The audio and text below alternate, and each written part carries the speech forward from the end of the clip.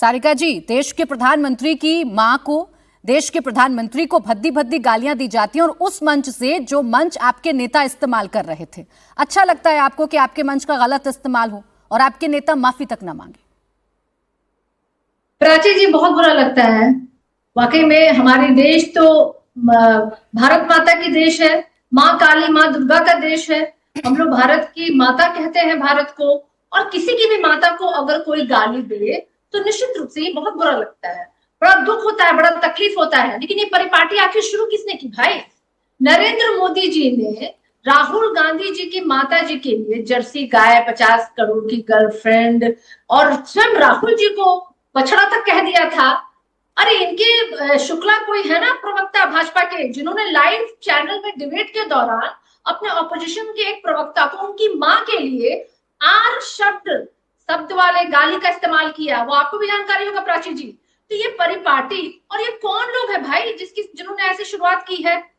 तो पहले पीछे देख लीजिए, पलट के अपने गिरबान में झांक के देख लीजिए। अबे हल्ला उठाए हुए हो, ये कर दिया राहुल गांधी ने गाली दिया, तेजस्वी यादव जी ने गाली दिया, शिवम जी बड़ी छाती फाड़ फाड़ के बोल रहे थे। तो जब ये लोग गाली दे रहे थे तब आपको सांप सूंघ गया था? कहाँ थे भाई माता और बहनों? सुने, शिवम जी जवाब देंगे। आपने जितने मुद्दे उठाए और जितने नेताओं का आपने जिक्र किया और जितने बयानों का आपने जिक्र दिया, उसका जवाब तो शिवम त्यागी जी को देना है। अब अपने मंच की जिम्मेदारी भी तो लीजिएगा ना, उस मंच के बारे में भी तो सारिका जी बोलिएगा ना। फॉलोअर हैं क्या आप बीजेपी के, कि बीजेपी के नेता जो करेंगे अच्छा बुरा हम वही करेंगे? बीजेपी के नेताओं ने परिपाटी शुरू की तो आरजेडी और कांग्रेस, सुनिए ना, तेजस्वी यादव और राहुल गांधी जी सभ्यता भूल जाएंगे और एक ट्वीट तक करना जरूरी नहीं समझेंगे। देश में प्रधानमंत्री की माता जी जो कि स्वर्गीय हैं, उनको गाली दी गई है सारिका जी। महिला का सम्मान कितना जरूरी है आप जानती हैं। स्वर्गीय है, कोई स्वर्गीय है या जीवित है, कोई किसी को गाली देता है तो खराब है। अगर कोई स्वर्गीय हो तो सुन भी नहीं रहा है, लेकिन जो जीवित है वो तो गाली सुन रहे हैं ना। तो स्वर्गीय है या कैसा बेतुका तर्क आप सारिका पासवान जी दे रही हैं? मतलब नहीं, वो तो सुन भी नहीं रहा तो उसे कितनी भी गाली दो। मतलब प्रधानमंत्री जी की माता जी अगर स्वर्गीय है तो उनको कितनी भी गाली दो, क्योंकि वो है ही नहीं।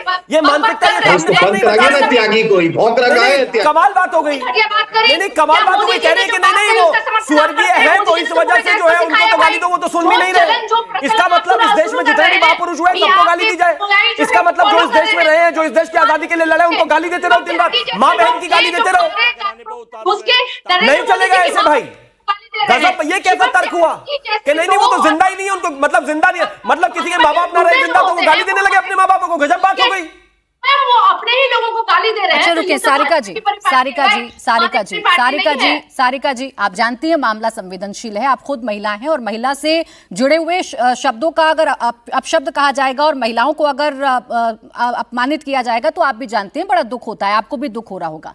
मैं आपसे सिर्फ इतना जानना चाह रही हूँ, रुकिए ना सारिका जी, सवाल कंप्लीट हो जाने दीजिए।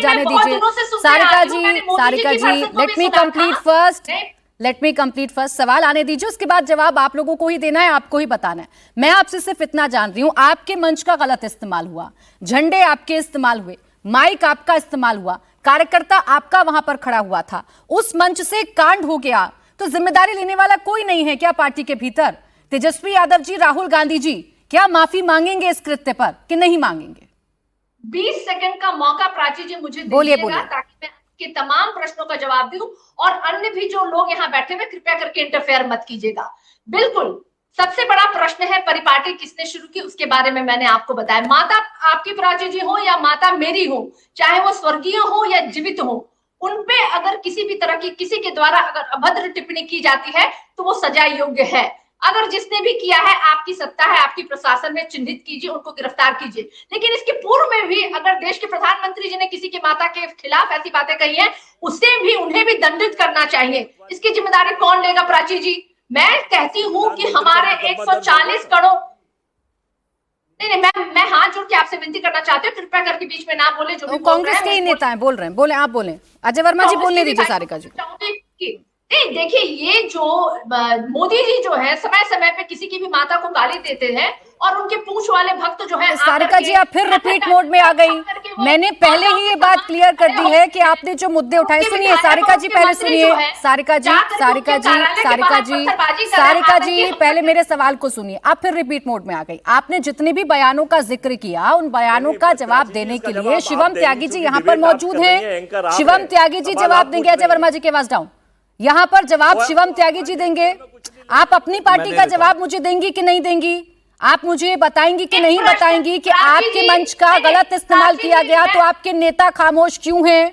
आपका कोई बड़ा नेता मंच पर मौजूद नहीं था तो क्या मैं ये समझूं कि आपके कार्यकर्ताओं को खुली छूट है कि वो किसी की भी मां को गाली दें, वो कैसी भी भाषा का इस्तेमाल करें? एक बात का जवाब दीजिए प्राची जी, क्या मोदी जी ने सोनिया गांधी जी के लिए जिन शब्दों का इस्तेमाल किया, क्या आप उसको सही मानती हैं? बिल्कुल नहीं मानती। सुनिए सारिका जी, आपको कहने में और आपके नेताओं को कहने में, सारिका